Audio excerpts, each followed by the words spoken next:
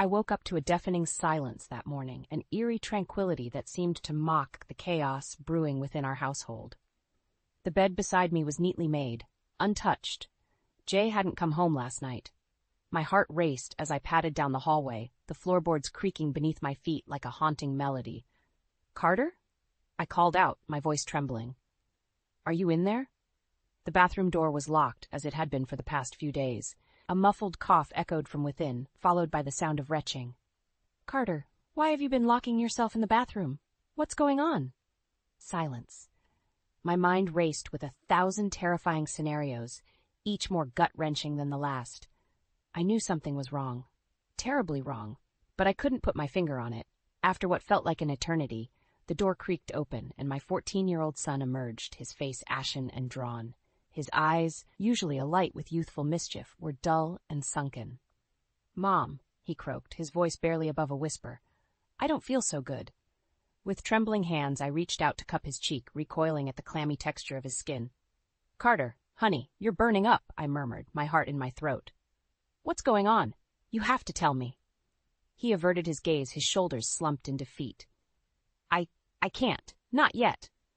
The sound of the front door slamming shut made me jump, and Jay strode into the hallway, his brow furrowed in concern. "What's all the commotion?"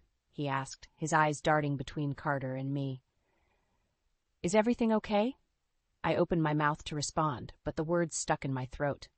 How could I explain the churning dread that gripped me, the sense that something sinister was unfolding right before my eyes? "Carter's not feeling well," I managed finally, my voice strained. "He's been locked in the bathroom for days." Jay's expression softened, and he placed a reassuring hand on Carter's shoulder. "Hey, buddy, it's just a phase," he said, forcing a smile. "I'll take you to see Dr. Martinez later, okay? I'm sure it's nothing to worry about." But as I watched them walk away, the knot in my stomach tightened. I couldn't shake the feeling that this was just the beginning, the first domino in a long, winding path of destruction. Little did I know the true nightmare was only just beginning. Hours ticked by in agonizing silence as I paced the living room, my heart pounding in my ears. Jay and Carter had left for the clinic hours ago, but there was still no word, no call, nothing. A sickening feeling twisted in my gut. Something was terribly wrong. I dialed Jay's number for the 100th time, my hands shaking uncontrollably. No answer. I left yet another frantic voicemail, my voice cracking with barely contained panic. "Jay, please call me back. Where are you? Is Carter okay?" The silence that greeted me was deafening, mocking my desperation. Desperate, I called Dr. Martinez's office, my heart in my throat. "I'm sorry, Mrs. Reynolds," the receptionist said, her voice tinged with pity. "They never showed up for their appointment." My world came crashing down around me. Where could they be? Had something happened? Were they hurt or worse? In a blind panic, I called everyone I could think of, our friends, our neighbors, even the local hospitals. But no one had seen or heard from Jay and Carter. It was as if they had vanished into thin air. Hours turned into days, each one more agonizing than the last. I barely slept, barely ate, my mind consumed with visions of the worst possible scenarios. What if they had been in an accident? What if they had been kidnapped? Or... I couldn't bring myself to finish the thought. Finally, after what felt like an eternity, the police called. They had found Jay's car abandoned on the side of the highway, the doors flung open and the engine still running, and inside a single, chilling note, "I'm sorry." Those two words sent a chill down my spine, shattering what little hope I had left. What did it mean? Was Jay apologizing for something?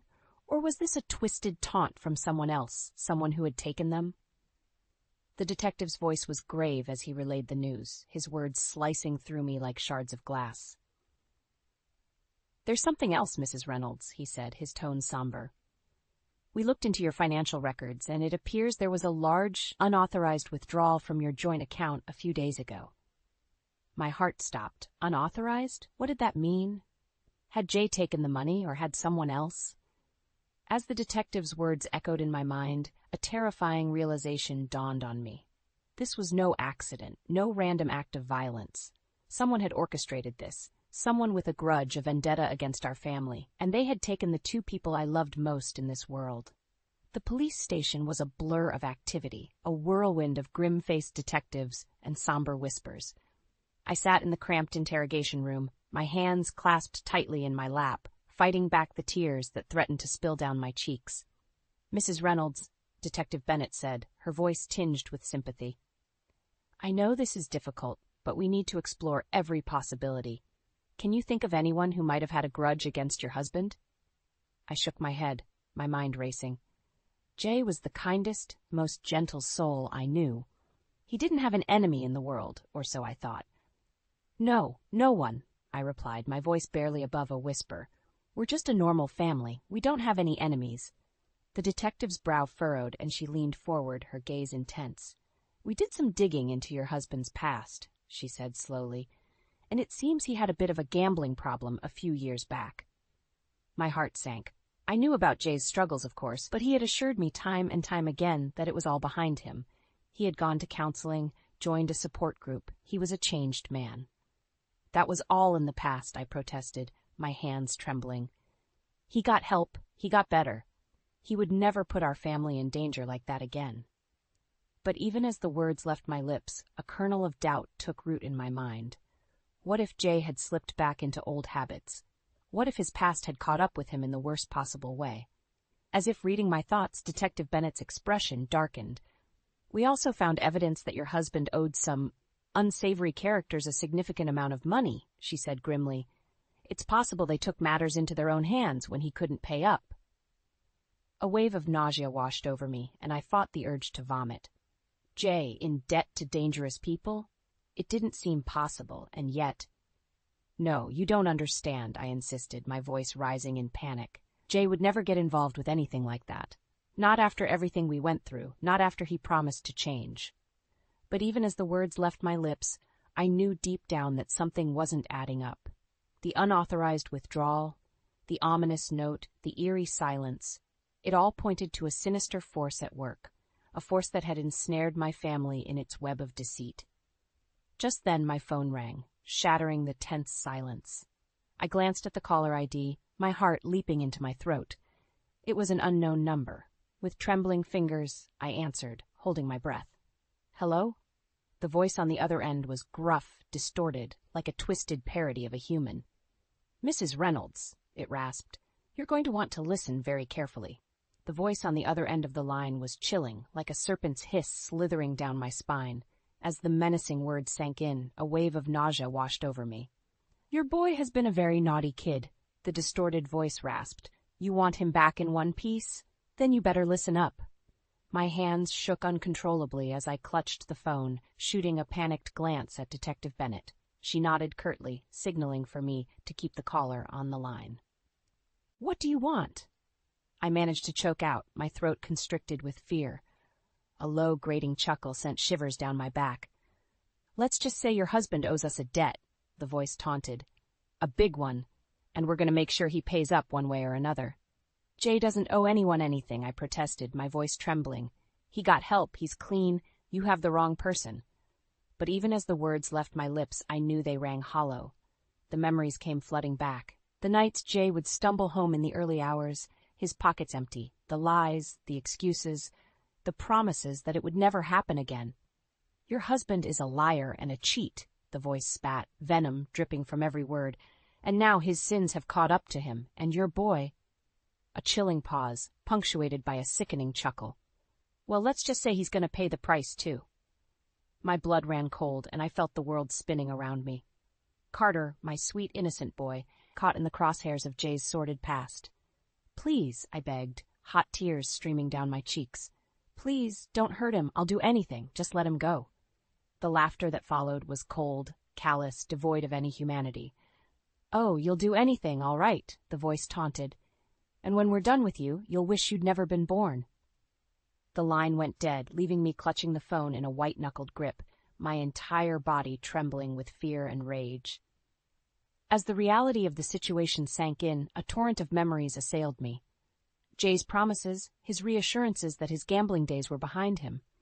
I had believed him, trusted him with everything I had, and now my faith had been shattered, my world turned upside down by the sins of his past. Detective Bennett placed a gentle hand on my shoulder, her eyes filled with sympathy. "We'll find them, Mara," she vowed, her voice steady and resolute. "Whatever it takes, we'll bring them home." But even as I nodded, my mind was a whirlwind of doubt and despair. How could I trust anyone when the one person I loved most had betrayed me in the worst possible way? As the weight of Jay's deceit crashed down upon me, I knew one thing with certainty. Nothing would ever be the same again. The days blurred together in a haze of fear and desperation. I barely slept, barely ate, my every waking moment consumed by the burning question, where were Jay and Carter? Were they even still alive? Detective Bennett's team had been working around the clock, following every lead, no matter how tenuous. But with each passing hour, the trail grew colder, and my hope dwindled. It was during one of those sleepless nights that I stumbled upon Carter's laptop, abandoned on his desk. With trembling fingers, I opened it, half expecting to find nothing but a blank screen. But there, tucked away in a hidden folder, were dozens of unsent email drafts. Carter's silent cries for help. "Mom, Dad," the first one began. "I'm in trouble. Big trouble. Some guys have been messaging me asking for money. They say they have pictures of me, embarrassing ones. They're threatening to send them to everyone if I don't pay up." My heart pounded in my chest as I read on, each word like a dagger twisting in my gut. Carter, my sweet, innocent boy, being blackmailed and tormented by these monsters. The drafts painted a horrifying picture. The anonymous threats, the demands for money, the veiled promises of violence if he didn't comply. Carter had been living in a waking nightmare, too terrified to say a word. And then, the final draft, dated just days before his disappearance. "They took Dad. They said if I don't give them what they want, they're going to hurt him. And then they're coming for me." Tears streamed down my cheeks as I read those chilling words, my heart shattering into a million pieces. My family, my world, torn apart by these faceless monsters, all for what? Money? Revenge? It was then that I heard the commotion outside, the wail of sirens, the frantic shouts of the police. I raced downstairs, my heart in my throat, and was greeted by a scene straight out of my worst nightmares.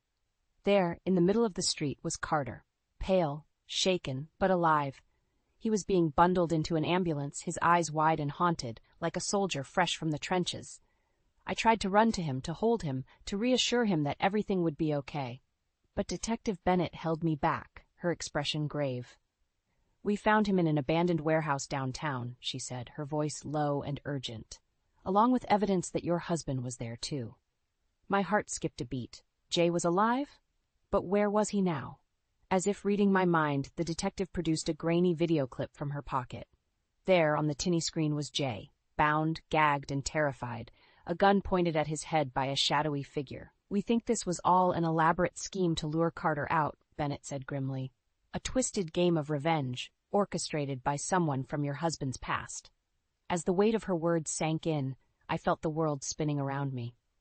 Jay, my loving, devoted husband, caught in the crosshairs of his own mistakes. Carter, my innocent child, dragged into this nightmare through no fault of his own. And at the center of it all, a puppet master pulling the strings, twisting our lives into a tangled web of fear and despair. As I watched the horrible scene unfold on that tiny screen, one thought burned through the fog of shock and grief. Whoever was behind this would pay. No matter what it took, I would make them pay. The warehouse was a maze of shadows and secrets, a labyrinth of dread and despair. I followed the team of officers through the dimly lit corridors, my heart pounding in my ears with every step. "Stay close," Detective Bennett murmured, her hand on her holstered weapon. "And whatever you do, don't make a sound." We crept forward, our footsteps muffled by the thick layer of grime that coated the floor. The stale, musty air was suffocating, a constant reminder of the horrors that had unfolded within these walls. Suddenly, a sound, a scuffling, a muffled cry. My blood ran cold as we rounded the corner, and there he was, Eli, the puppet master himself, his face twisted into a snarl of rage. "You shouldn't have come here," he spat, his voice dripping with venom. "This is your last warning. Walk away or suffer the consequences." With a flick of his wrist, he produced a wicked-looking knife, the blade glinting menacingly in the dim light. "Drop it!" Bennett shouted, her gun trained on Eli's chest. "It's over, you sick bastard." For a moment, time seemed to stand still, the air thick with tension. Then, in a blur of movement, Eli lunged, the knife arcing towards Detective Bennett's throat. The gunshots echoed like thunder, deafening in the confined space. Eli crumpled to the ground, clutching his leg, howling in pain and fury. "You'll pay for this," he screamed, his eyes wild and feral. "You and your whole damn family." As the officers swarmed him, slapping on the cuffs, I felt a rush of relief. It was finally over. The nightmare had ended. But as I turned to leave, something caught my eye. A glint of metal in the shadows. Cautiously, I approached, my heart in my throat. There, tucked away in a hidden compartment, was a battered safe deposit box, and inside, a treasure trove of evidence against Eli and his criminal empire. Financial records, surveillance footage, even audio recordings. It was all there, a damning portrait of Eli's web of lies and deceit.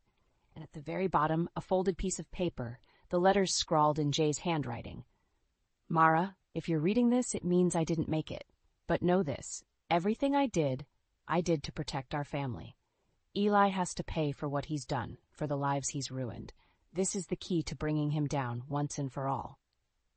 Tears streamed down my cheeks as I clutched the letter to my chest, a mixture of grief and relief washing over me. Jay had known the risks, had sacrificed everything to keep us safe, and now, armed with the evidence he had gathered, I would make sure his sacrifice wasn't in vain. As the officers led Eli away, his cries of rage echoing through the empty warehouse, I felt a steely resolve settle over me. This was far from over. It was just the beginning of Eli's reckoning, and I would be there, every step of the way, to ensure that he paid for his crimes in full. The courtroom was a sea of hushed whispers and furrowed brows, a palpable tension hanging in the air like a thick fog. I took my seat near the front, my hands clasped tightly in my lap, my eyes fixed on the imposing figure of Eli as he was led in, his wrist shackled. He caught my gaze and sneered, his lips curling into a twisted smile. "This isn't over, Mara," he hissed, his voice dripping with venom. "Not by a long shot." Before I could respond, the bailiff called for order, and the proceedings began. It was a whirlwind of legal jargon and expert testimony, a dizzying parade of evidence and cross-examinations. But through it all, one thing remained clear. Eli was going down, and he knew it. As the prosecution methodically laid out the damning evidence, the financial records, the surveillance footage, the witness testimonies, I could see the fear flickering in Eli's eyes. For all his bravado, his carefully constructed empire was crumbling around him, piece by piece. And then the final blow, the audio recordings, Jay's voice echoing through the courtroom like a ghost. "Eli, you have to stop this," he pleaded, his words tinged with desperation. "Think about what you're doing, the lives you're destroying." Eli's response was chilling, a twisted snarl of rage and contempt. "You ruined me, Jay," he spat. "You took everything from me, and now I'm going to take everything from you." A hush fell over the courtroom as the recording played out, the gravity of Eli's crimes sinking in. He was a monster, a true embodiment of evil, driven by a twisted obsession with revenge. As the final pieces of evidence were presented, I felt a sense of overwhelming relief. It was over. Eli's reign of terror had finally come to an end. Or so I thought. As the jury filed out to deliberate, Eli caught my eye once more, his gaze burning with a hatred so intense it made my blood run cold. "You think you've won?" he snarled, his voice a guttural growl. "You have no idea what I've got planned for you." Before I could react, he lunged towards me, his shackles clanking against the floor. The courtroom erupted into chaos as the guards scrambled to restrain him, his cries of rage echoing off the walls. "I'll make you suffer," he screamed, spittle flying from his lips. "You and your whole damn family. This is just the beginning." As they finally dragged him away, his threats still ringing in my ears, I felt a chill of dread creep up my spine. It was true. The trial may have been over, but the nightmare was far from finished. Eli was a snake, a viper coiled and ready to strike, and even from behind bars, I knew he would stop at nothing to exact his twisted revenge. But as I glanced over at Carter, his face pale but resolute, I felt a surge of determination well up within me. We had come too far, sacrificed too much to let Eli win. No matter what he had planned, no matter how dark the road ahead, I would be ready, and I would make sure that he paid for his crimes once and for all. The hospital room was a sterile cocoon, a sanctuary of beeping machines and hushed voices. Carter lay in the bed, his eyes closed, his face pale and drawn, but he was alive, and for that, I was eternally grateful. "How are you feeling, honey?" I murmured, brushing a stray lock of hair from his forehead. He managed a weak smile, his eyes fluttering open. Better? He rasped, his voice little more than a whisper. The nightmares are getting better. I felt a pang of guilt twist in my gut. The horrors he had endured, the trauma he had suffered at the hands of that monster, Eli, it was a wound that would never fully heal. You're so brave, Carter, I said, struggling to keep my voice steady. Braver than I could ever be. He shook his head, a flicker of sadness passing over his features. I wasn't brave, Mom, he said softly. I was scared all the time. But you never gave up. You fought for me, for us. A lump formed in my throat as I gazed at my son, this remarkable young man who had endured hell itself and lived to tell the tale. I'd do it all over again in a heartbeat, I replied, squeezing his hand gently. You're my world, Carter. Nothing will ever change that.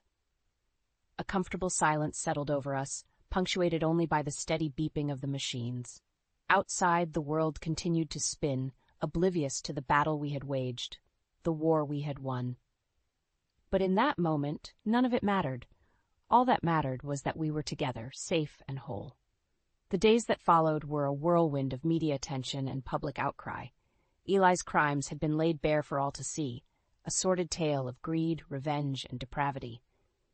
And as the news cameras rolled, as the headlines blared his guilt for all to see, I couldn't help but feel a sense of grim satisfaction.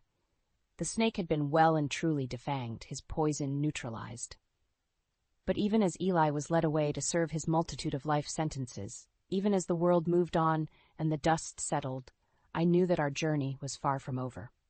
The scars ran deep, the wounds still raw and aching. Carter's therapy would be a long, arduous road, a battle fought one day at a time. And for me, the weight of Jay's sacrifice was a constant, nagging presence. He had given everything to protect us, to bring Eli to justice. And now it was up to me to honor his memory, to forge ahead and build a new life from the ashes of the old. As I watched Carter take his first tentative steps back into the world, his shoulders squared and his head held high, I felt a surge of pride and a glimmer of hope. We would never be the same, that much was certain, but we were survivors, fighters to the bitter end. And as I looked towards the future, a future free from Eli's poisonous influence, I made a silent vow, not just to Carter, but to myself. We would heal, we would grow, we would thrive, and in doing so, we would honor Jay's sacrifice in the most profound way possible, by living, truly living, without fear or regret. It was a long road ahead, but one we would walk together, hand in hand, forever stronger for the battles we had fought and won. I stared at the text on Trent's phone, my heart pounding as the words burned into my mind. I love it when you call me that. Can't wait for tomorrow. It was clearly not meant for me. We were supposed to be celebrating my big promotion over dinner, but now everything felt like a lie. Trent must have noticed the look on my face because he quickly tried to grab his phone back.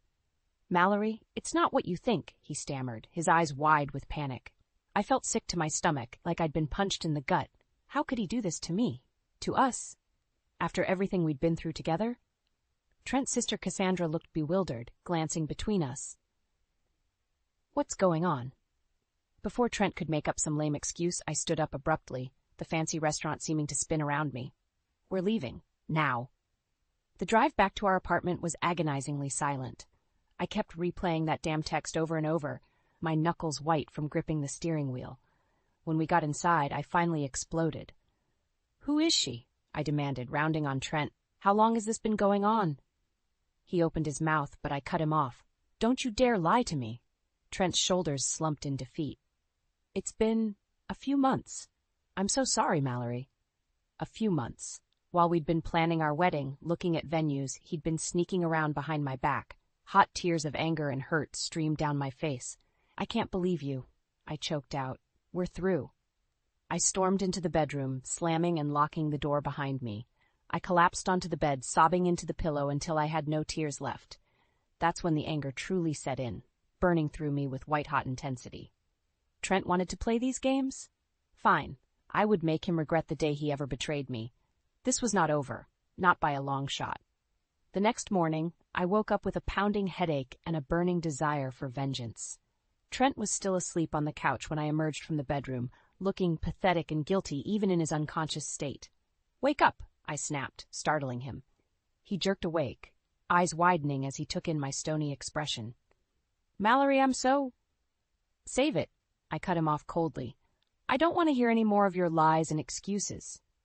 Trent swallowed hard, looking like a scolded child. Good, he should feel ashamed. Who is she? I demanded again. I want to know everything. He hesitated, but one withering look from me made him crumble. Her name is Jessica. We met at a work conference 6 months ago and... He trailed off miserably. White-hot fury coursed through me at the thought of him carrying on an affair for half a year while I naively planned our future together. Have you been using protection? I asked through gritted teeth, realizing with horror that he could have brought home God knows what. Trent had the decency to look even more ashamed. And no, I haven't. I felt dizzy with disgust and rage. This man I had loved, had trusted more than anyone, had lied to me, used me, disrespected me in the worst way. Something inside me hardened like steel. Get out, I said in a low, dangerous voice. What? Trent looked stricken. You heard me, I said coldly. Get your stuff and get out of my apartment. We're done. He opened his mouth to protest, but I leveled him with a look that could cut glass. Shoulders slumping in defeat, Trent dragged himself to the bedroom to pack a bag. As I watched him slink out the door, I felt a dark sense of satisfaction take root in my heart. This was just the beginning.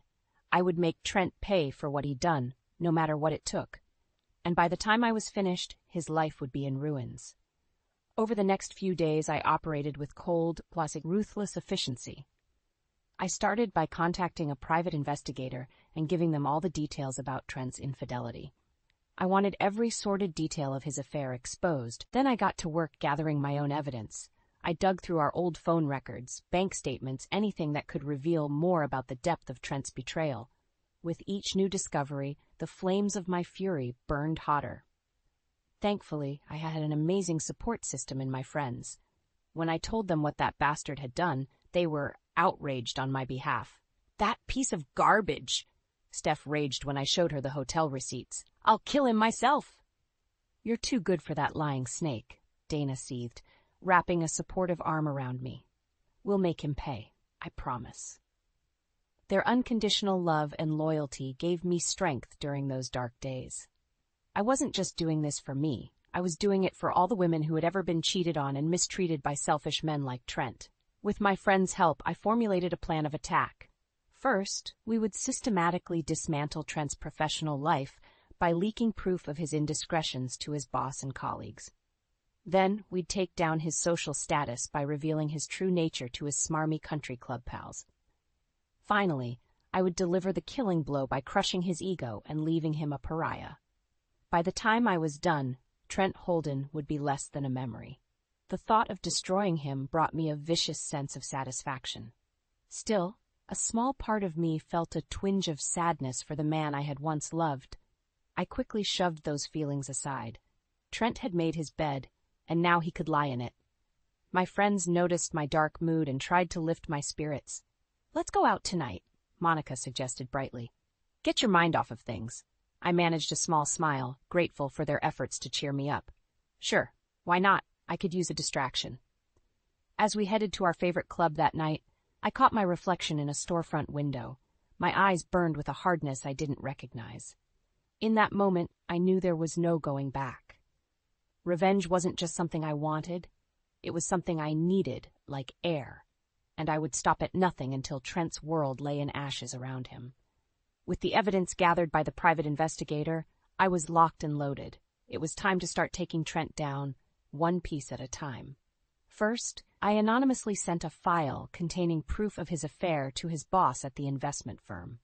Explicit photos, receipts for secret hotel trysts, the works.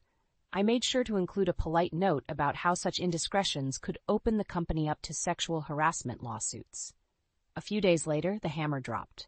Trent was called into an emergency meeting and unceremoniously suspended pending further investigation into his unethical behavior. When I caught wind of the news from Monica, who worked in the same building, I allowed myself a small, satisfied smile. That was just a taste of what was to come. Next, I turned my sights to dismantling Trent's social status. I may have been raised working class, But I knew how important keeping up appearances was to that smarmy country club crowd he ran with. I created an anonymous email account and sent graphic details of his affair to the board members of his snobby golf club. I even included a few choicely censored photos just to rub salt in the wound. Within a week, Trent had been asked to resign his membership after several decades. Rumor spread like wildfire amongst the cuckolded housewives who ran those upper-crust social circles. But I wasn't done yet. If I wanted to leave Trent well and truly broken, I needed to completely decimate his ego and reputation in our community. That opportunity came at the next meeting of our neighborhood beautification committee, of all places. I haunted those meetings like a ghost, half listening as Trent pompously held court while the other wives and I rolled our eyes. When he launched into another blustery diatribe about the import of maintaining community values, I couldn't stop myself. "Speaking of values," I said loudly, cutting him off, "I have something to share about our esteemed committee chairman." You could have heard a pin drop as all eyes swiveled towards me. Trent paled, realizing where this was going. "Trent here has been having an affair for months," I proclaimed, holding up a manila envelope. "With proof." The explosion of gasps and outcries was a beautiful cacophony to my ears. Trent frantically tried to deflect as I read out the lurid details, but it was too late. His polished veneer of respectability shattered into a million pieces that day, and as I watched him crumble under the weight of his exposed lies, I felt like a goddess of vengeance. The game was oh so deliciously afoot. The next phase of my plan required a more public approach. I decided to strike at the next major charity gala our social circle always attended. It was the perfect stage to completely undermine Trent's crumbling reputation. As I got ready that night, I could feel the excited energy thrumming through me. This was the moment I had been meticulously preparing for. With each swing of the metaphorical sword, I'd been slowly severing Trent's ties to this community. Tonight, I would go for the killing blow.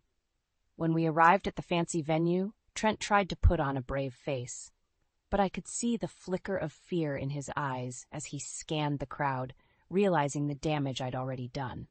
His usual sycophants were giving him a wide berth, whispering behind raised hands. I swept through the room like royalty, head held high. A server offered me a glass of champagne, which I accepted with a regal nod. The bubbles danced on my tongue as I sipped slowly, savoring the moment. Eventually, it came time for the speeches. A hush fell over the ballroom as the host took the stage to thank everyone for their generous donations. Then, almost as an afterthought, he gestured for me to join him. "We'd also like to acknowledge Mallory Greaves tonight," the host said as I ascended the steps, "for her outstanding leadership and community service over the past year." A smattering of polite applause broke out, but I could feel the energy in the room shift as people realized I was about to speak. Trent looked almost gray as our eyes locked. "Thank you all," I began, my voice ringing with poise and confidence. "It's truly an honor to give back to our community in whatever way I can." I paused, letting that magnanimous statement hang in the air for a beat. Then I went for the jugular. "Unfortunately, not everyone here tonight shares those same values of honor, integrity, and commitment. You could have heard a pin drop. Everyone watched with bated breath, and I could sense Trent's panic rising. Some put on a good show," I continued, holding his stricken gaze. "But behind closed doors, they lie, cheat, and betray the very principles this community was built on." A shocked murmur rippled through the crowd as people put two and two together. Trent looked like he wanted to melt through the floor. "Those are not my values," I said firmly, "and they should not be anyone's values if we want to create a society of trust and respect." The applause that followed was thunderous. I gracefully rejoined my table, leaving Trent to stew in humiliation. He tried to storm out, but another attendee blocked his way, loudly condemning his deplorable behavior. As the night raged on, I basked in the triumph of watching my revenge play out so perfectly. Trent deserved every ounce of scorn and embarrassment headed his way, and I was just getting started. After the charity gala, it was like a dam had burst. The evidence of Trent's misdeeds spread through our social circles like wildfire, burning everything in its path. Within days, he was indefinitely suspended from his job at the investment firm, pending further investigation into the mounting allegations of misconduct. His fair-weather friends at the country club didn't even pretend to be subtle. Trent's membership was permanently revoked. Meanwhile, I reveled in my newfound infamy, catching snippets of gossip everywhere I went. Did you hear what that snake Trent did? Mallory is such a badass for taking him down like that. With each new story of Trent's downfall, I felt more powerful, more vindicated. This was justice being served. Of course, he tried to confront me to do damage control. Trent showed up at my door one night, eyes blazing with impotent rage. "What have you done?" He snarled as I calmly opened the door. "You've ruined my entire life." I simply raised an eyebrow, unfazed. "I'm just revealing the truth about who you really are. Everything you're going through is nobody's fault but your own." Trent's face contorted with anger, and he took a step forward, fists clenched. An empty threat. We both knew he didn't have the guts to actually hit me. "This isn't over," he spat. "I'll make you pay for this, you vindictive I'd watch your tone if I were you." I cut him off coldly. "Your life is already in tatters thanks to your own despicable actions. Don't make it worse for yourself." With that, I shut the door in his stunned face, not even giving him the satisfaction of a reaction. Let him stew in the mess of his own creation for a while. In the coming weeks, the noose only tightened around Trent's neck. Gripped by morbid curiosity, I started collecting the articles and social media posts that detailed his spectacular fall from grace. There was the scathing editorial from the local paper, dressing him down as a modern-day cad, the deluge of Facebook and Twitter comments from former associates and friends, calling him every insult under the sun. His promising career was in ashes, his reputation forever stained. And to think, this was all just the beginning of what I had planned for him. As the public condemnation crescendoed, Trent started looking gray and haggard, like the life was being drained from him. Good. I wanted him to suffer, to feel even a fraction of the anguish and humiliation he'd put me through. When our mutual friend Monica invited us both to her housewarming party, I knew it was the perfect chance to twist the knife even deeper. I arrived early, greeting the other guests with my usual poise as Trent sulked in the corner, a pariah. This was going to be fun. The housewarming party was in full swing when Trent finally showed his face. As soon as he walked through the door, the atmosphere chilled. People stopped mid-conversation to gawk at the man who had become a public disgrace. Trent's eyes frantically scanned the crowd until they landed on me, holding court by the bar. A snarl twisted his features as he stalked over. "You just can't let this go, can you?" he hissed under his breath. "You've already taken everything from me. What more could you possibly want?" I simply smiled thinly and took a sip of my drink. "The truth will come out sooner or later, Trent. I'm just expediting the process." He opened his mouth to retort, but a sudden lull in the chatter made us both freeze. All eyes had turned towards us with undisguised interest. Seizing the moment, Trent puffed out his chest and raised his voice for all to hear. "Listen, everyone, I know there's been a lot of unfair rumors circulating about me recently, but I can assure you, they're just that, vicious lies perpetuated by a vengeful ex." A disbelieving murmur rippled through the crowd. Trent wasn't deterred, clearly hoping to sway the audience to his side through bluster alone. "Mallory is simply lashing out because she couldn't handle the end of our relationship like a mature adult. This campaign of defamation is nothing more than the unhinged actions of a woman scorned." My hand tightened around my glass as I felt the weight of dozens of accusing stares. How dare he try to play the victim? To rewrite the narrative as if he wasn't a lying, cheating snake? "Is that so?" A cool voice rang out from the back of the room. We all turned to see Monica pushing through the throng of onlookers, a familiar manila envelope clutched in her hand. Oh no, she wouldn't, would she? Trent seemed to realize the same thing, his face draining of color. "Monica, whatever you think you know—" "Save it, Trent," she said flatly, joining me at the center of the makeshift arena. "I have proof right here of everything. Bank statements showing your money trail to hotels and apartments for your little trysts, texts and emails between you and your mistress, even photos and video if anyone needs further convincing." A shocked silence fell over the party as Monica flipped open the envelope, letting a few incriminating photos spill out onto the counter. Up-close shots of Trent in compromising positions with his lover, leaving no doubt as to their indecent activities. "You make me sick," Monica snarled at the shell-shocked Trent, her eyes blazing with righteous fury. "How could you do this to Mallory? To all of us who considered you a friend?" She jabbed an accusing finger at the graphic evidence. "This is who you are, Trent. A liar, a cheater, a total embarrassment to anyone who ever trusted you. Mallory is done letting you get away with your lies and deceptions." A smattering of disgusted murmurs echoed through the crowd as they finally saw Trent for the vile snake he truly was.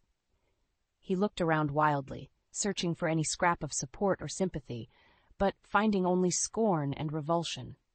Shoulders slumped in defeat, Trent turned and fled the party without another word, disappearing into the night from which there would be no redemption. I watched him go with a mixture of pity and vicious satisfaction. The once proud man was now a hated pariah, and he had no one to blame but himself. Turning to Monica with a grateful smile, I pulled her into a fierce hug. "Thank you," I murmured, fighting back joyful tears. "For everything." This was the end of Trent Holden, and I had never felt more vindicated or powerful in my life. A few months later, I could finally breathe again. The cloud of anger and obsession that had consumed me after Trent's betrayal had lifted, allowing the sun to peek through once more. As I settled into my swanky new corner office at work, I felt a sense of pride and accomplishment. My hard work and perseverance had paid off. I'd been promoted to senior marketing director in the wake of the old director's abrupt resignation. Rumor was the scandal surrounding his colleague Trent had been the final straw that broke the company's tolerance for unethical behavior. I smiled wryly, knowing I had played more than a small role in that chain of events. These days, Trent's name was like a dirty word around town. He'd become a virtual pariah, unable to show his face without getting pelted with disgusted looks and whispers. Some nights when I was feeling nostalgic, I'd scroll through the countless think pieces and social media posts dissecting his downfall, my lips curling into a satisfied smirk each time. Entitled creep finally gets what he deserves. Massachusetts man revealed as lying, cheating scumbag. My personal favorite. Mythological furies have nothing on this scorned woman's wrath. The audacity of my revenge plot had become stuff of urban legend in certain circles. I didn't mind. Let the cautionary tale of what happened to Trent Holden serve as a warning for any other unfaithful creeps out there. My friends, of course, remained loyal supporters through it all. We'd crack open a bottle of cheap white wine and raise sarcastic toasts to Trent's increasing misery, to the disgraced dog finally being neutered, to Burns so sick they're going to need medical attention. Those nights filled with raucous laughter and female solidarity made the darkness of those first few weeks feel like a lifetime ago. I had found my voice, my power, and I refused to let any man make me a victim again. Still, there was one last bit of unfinished business with my wretched ex. One night, my phone pinged with a number I didn't recognize. "Mallory, it's me. I know you probably never want to speak to me again, but I need to see you, to apologize properly, face to face, for all the pain I caused you. Please give me a chance to make things right." I stared at the message, letting the words wash over me. Part of me was tempted to meet him, if only to savor the sight of how far he'd fallen. The once cocky, arrogant Trent brought to his knees, begging for forgiveness he'd never deserve. But another part of me, the stronger part, knew there was no point in dredging up the past any longer, that Trent and all his lies and betrayals belonged to another lifetime that I had outgrown. With a decisive swipe, I deleted the message and blocked the number. That chapter of my life was over. Looking around my sleek new apartment with its stunning views, I felt a surge of liberation and excitement for the future. I was a new woman, forging her own story from the ashes of heartbreak and vengeance, and this time it would be one built on truth, on strength, on respect for myself above all others. Bring it on, world. I was more than ready.